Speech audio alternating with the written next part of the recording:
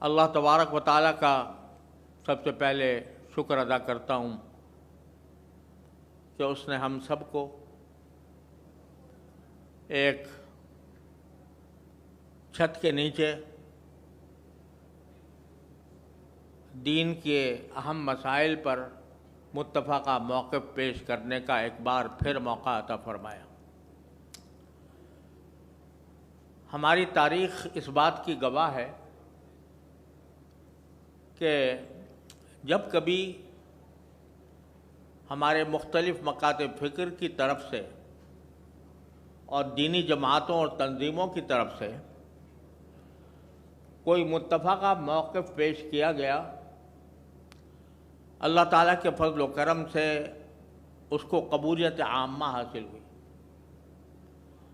اس کا سب سے پہلا مظاہرہ سن 1951 میں جب پاکستان کے لیے دستور سازی کا مرحلہ درپیش تھا،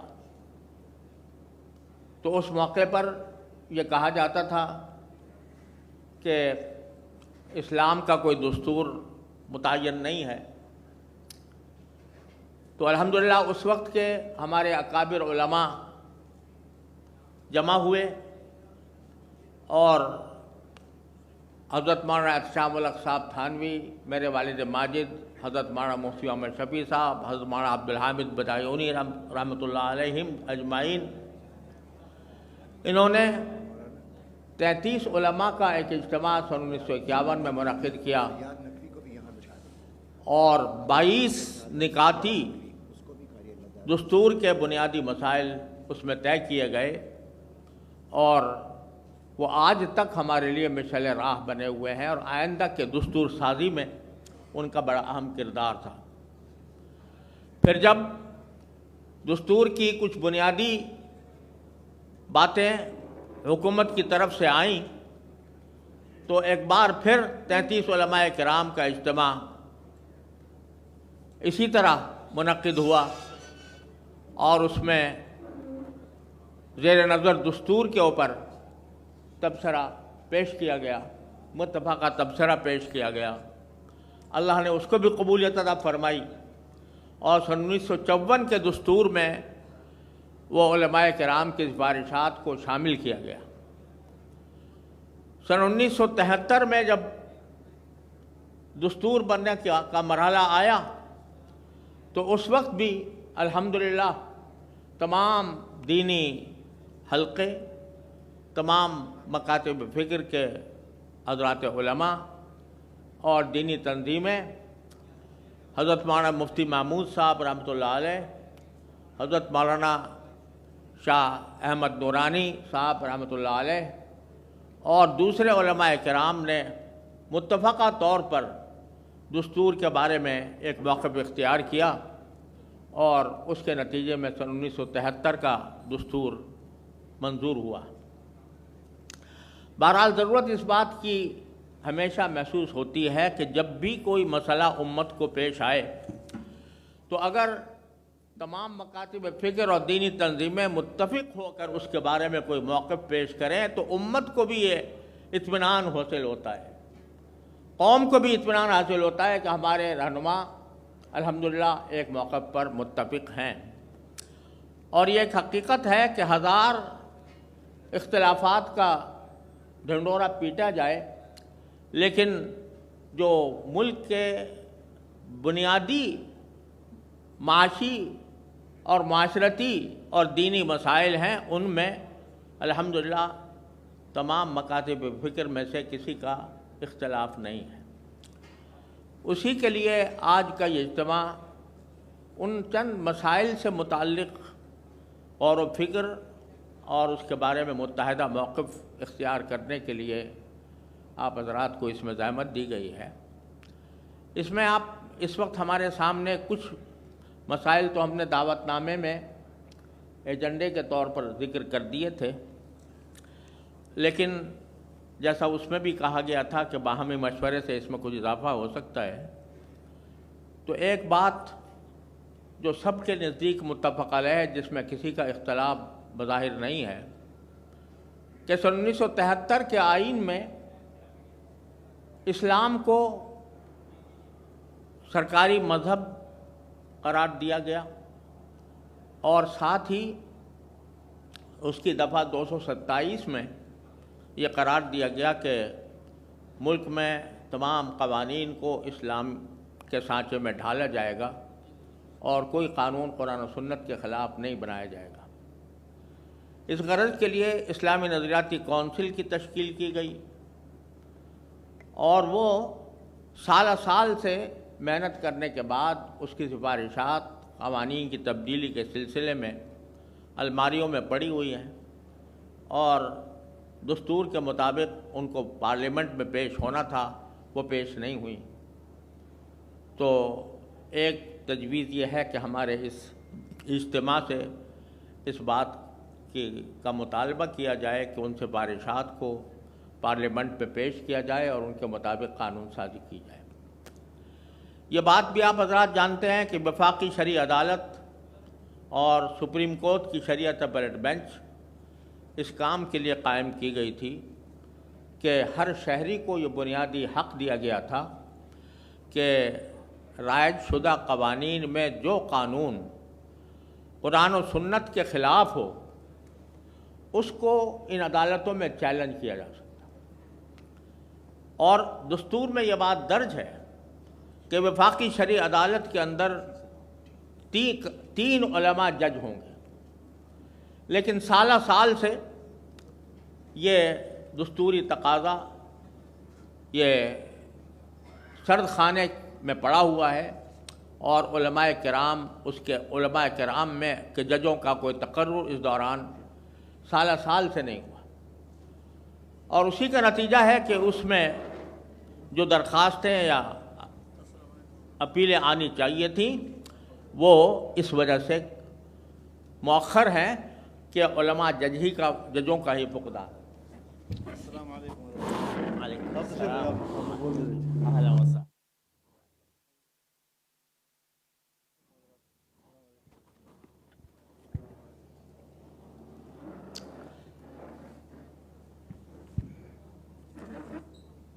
اس کے نتیجے میں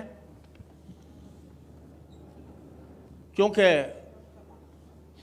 ججوں میں علماء کرام شامل نہیں ہیں تو بعض اوقات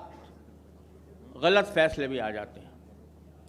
اور چونکہ امت کا اس پر اعتماد نہیں علماء ججوں کے نہ ہونے کی وجہ سے، اس لیے اس میں درخواستوں کی بھی قلت ہے۔ جتنی درخواستیں ہونی چاہیے تھیں اتنی درخواستیں موجود نہیں ہیں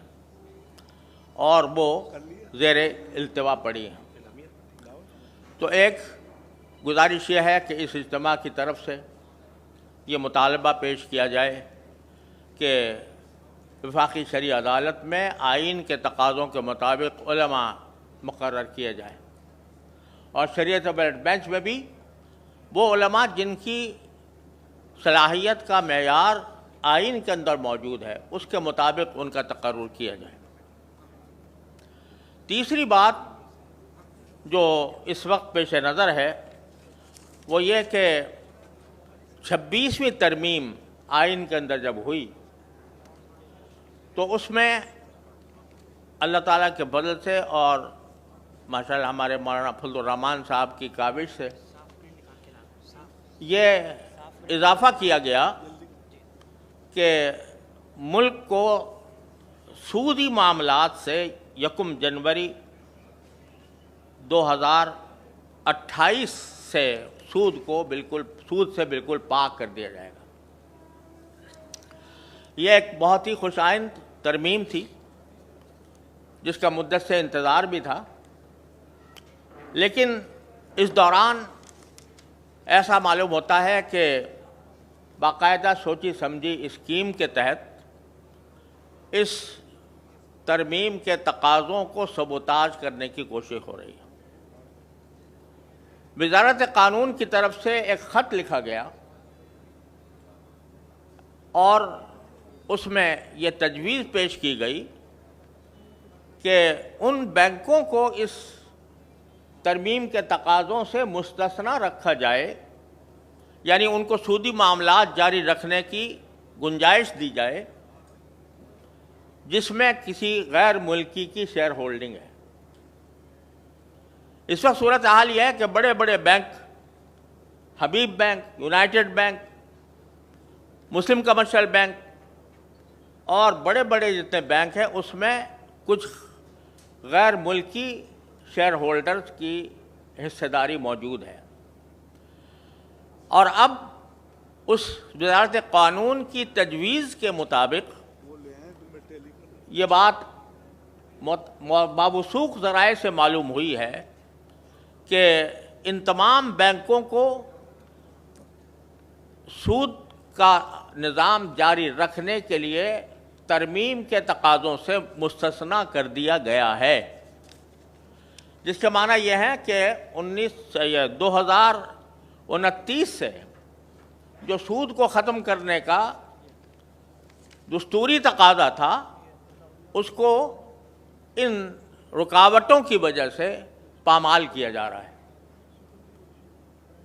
اور عذر یہ پیش کیا جا رہا ہے کہ اس میں چونکہ غیر ملکی افراد کی شیئر ہولڈنگ ہے، لہذا اس ہمارے کچھ بین الاقوامی معاہدات کی وجہ سے ہم ان کو سود سے پاک نہیں کر سکتے۔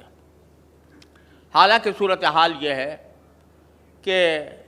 کوئی بھی غیر ملکی کمپنی یا تجارتی ادارہ جب کسی ملک میں قائم ہوتا ہے تو وہ اس ملک کے قوانین کا تابع ہوتا ہے، اور اس سے پہلے بھی غیر ملکی بینک وہ غیر سودی بینکاری کرتے رہے ہیں۔ اور دوسری بات یہ ہے، یہ ایک قانون کی مسلم حقیقت ہے جس پر سپریم کورٹ کے فیصلے موجود ہیں کہ جو بین الاقوامی معاہدات ہیں وہ جب تک پارلیمنٹ پہ پیش ہو کر قانون کا حصہ نہ بن جائیں اس وقت تک ان کو قانونی حیثیت نہیں دی جا سکتی۔ لہذا ان معاہدات کی بنیاد پر بڑے بڑے بینکوں کو، سارے بڑے بڑے بینکوں کو اس ترمیم کے تقاضوں سے مستثنیٰ کرنا یہ اللہ اور اس کے رسول صلی اللہ علیہ وسلم کے ساتھ جنگ کے مرادف ہے۔ قرآن کریم نے سود نہ چھوڑنے پر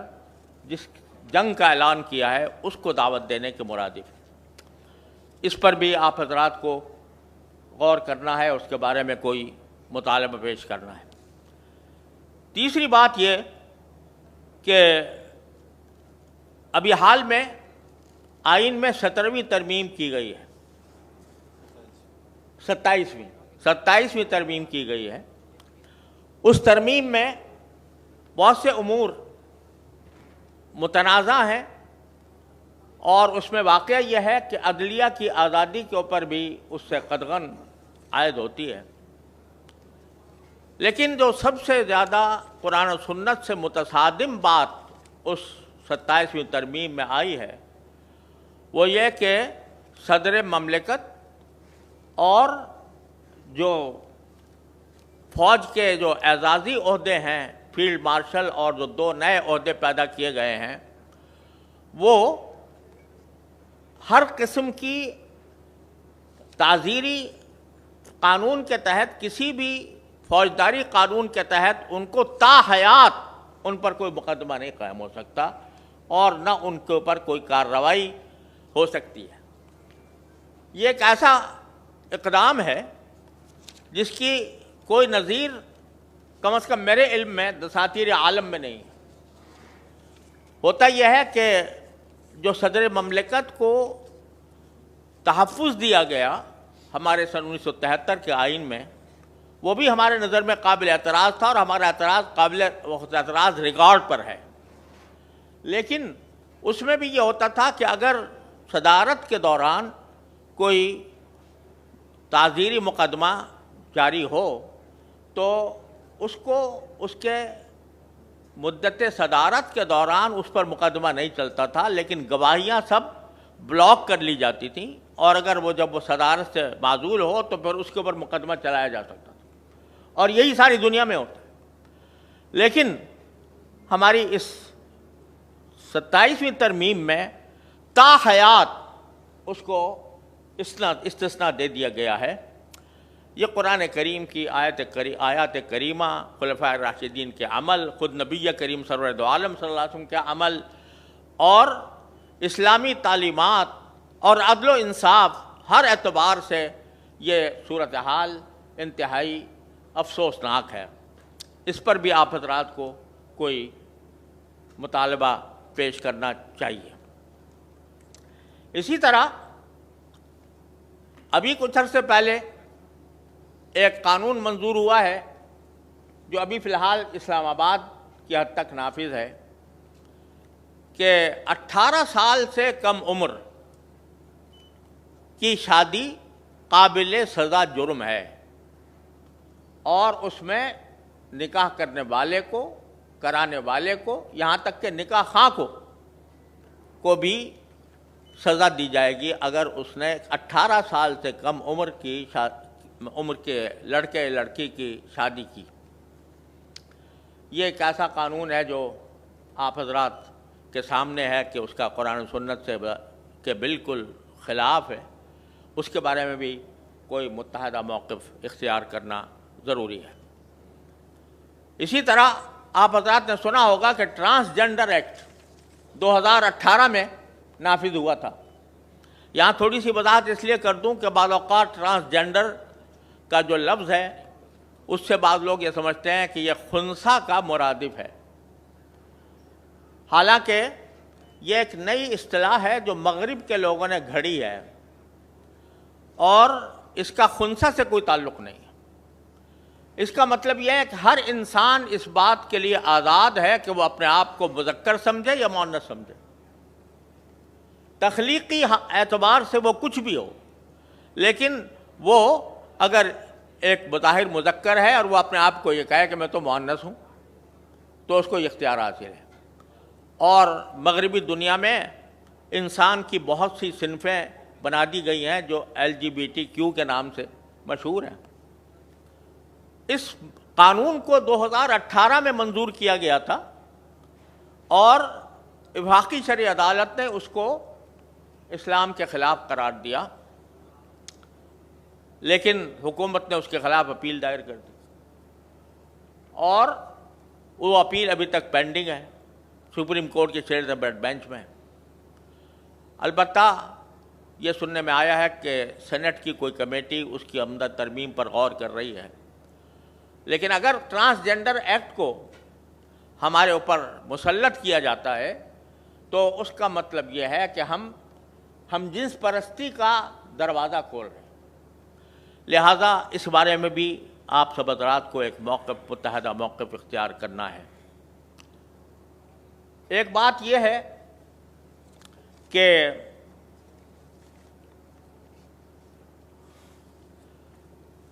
ہمارا ملک اس وقت طرح طرح کے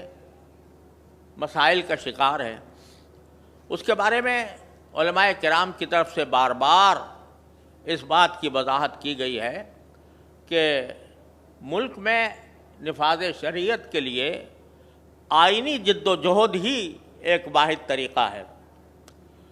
اور مسلح جد و جہد کا نہ صرف یہ کہ کوئی اس کے اندر فائدہ نہیں، بلکہ شریعت کے بالکل خلاف ہے کہ مسلح بغاوت کی جائے ریاست کے خلاف۔ اس بات کا ہم بار بار علماء کرام کی طرف سے اعلان ہو چکا ہے۔ آج پھر ہمیں چاہیے کہ اس موجودہ حالات میں جبکہ دہشت گردی کا ایک طوفان ملک پر مسلط ہے، کبھی اسلام کے نام پر، کبھی صوبائیت کے نام پر، اس کے بارے میں بھی ہم کوئی متحد موقف اختیار کریں۔ اسی طرح اس وقت پاکستان اور افغانستان کے درمیان صورتحال کشیدہ ہے۔ اس سلسلے میں بھی علماء کرام کو ایک متحد موقف اختیار کرنا چاہیے، اور ایک ایسا پیغام ساری امت کو اور حکومت کو، دونوں حکومتوں کو دینا چاہیے کہ جس کے نتیجے میں ہم دونوں برادر ملکوں کے درمیان ممکنہ جنگ کے خطرات کو روک سکیں۔ اسی طرح دینی مدارس کا مسئلہ بھی سال سال سے لٹکا ہوا ہے۔ ایک قانون منظور ہوا تھا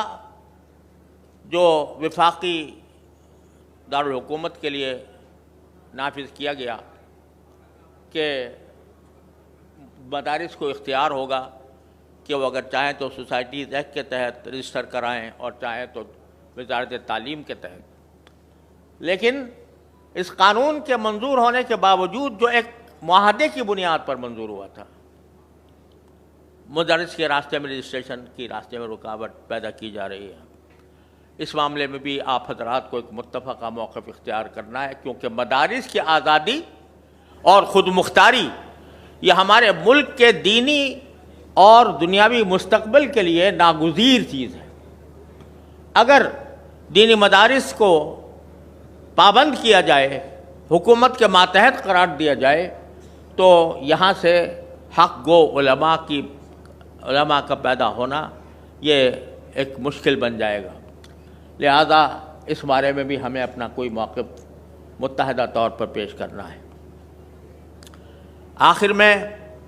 یہ جو غزہ اور فلسطین کا مسئلہ ہے، یہ آپ سب حضرات جانتے ہیں کہ پوری امت کا مسئلہ ہے، اور اگرچہ جنگ فی الحال بظاہر رکی ہوئی ہے، لیکن اسرائیل کی طرف سے ظلم و ستم کا سلسلہ جاری ہے، اور اسلامی ملکوں سے یہ مطالبہ کیا جا رہا ہے کہ وہ اپنی فوجیں حماس کو غیر مسلح کرنے کے لیے بھیجیں۔ اس موقع پر بھی ہم سب کو متحد ہو کر ایک موقف اختیار کرنا چاہیے کہ ہمارے ملک کی فوجیں وہ حماس کو غیر مسلح کرنے یعنی اسرائیل کو طاقت پہنچانے کا ذریعہ نہ بنے۔ یہ چند موضوعات ہیں جو اس وقت آپ حضرات کے سامنے زیر غور ہیں،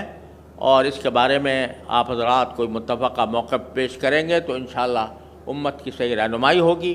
اور حکومت کو بھی اس بات کا پتہ چلے گا کہ ان مسائل پر علماء کرام کے درمیان، دینی تنظیموں اور جماعتوں کے درمیان کوئی اختلاف موجود نہیں ہے۔ اللہ تعالی ہم سب کو اپنے فضل و کرم سے اپنی رضا کی خاطر اخلاص کے ساتھ صحیح موقف اختیار کرنے کی توفیق عطا فرمائے اور اس کو قبولیت عطا فرمائے۔ وآخر دعوانا الحمدللہ رب العالمین۔